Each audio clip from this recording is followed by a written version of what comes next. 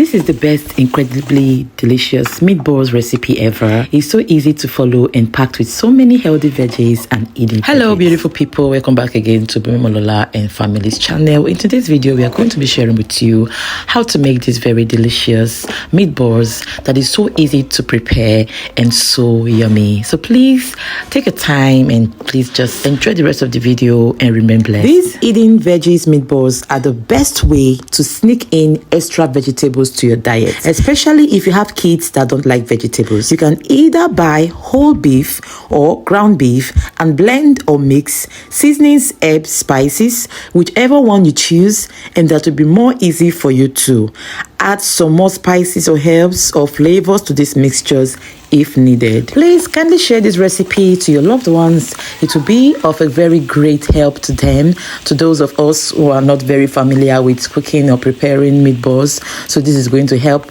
others too. So please kindly do so and you shall be blessed.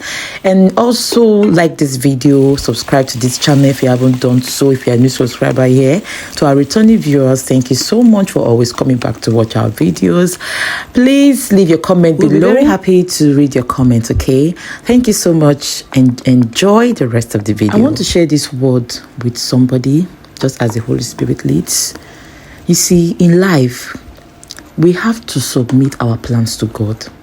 We were taught this in the Bible study, that we must submit our plans to Him because our plans can never be good as God's plan. He said His plans for us are good, to prosper us, to not harm us, but to give us a hope and a future. So what other plan do you think would work for you if not the plan of God? So please, I urge you to please submit your plans to God and He will surely perfect His own plan for you. Amen. You can pair this meatballs recipe with a variety of sauce and meals. It can be stored in the freezer, especially when you make a large batch of this recipe. Thanks for watching. Bye-bye.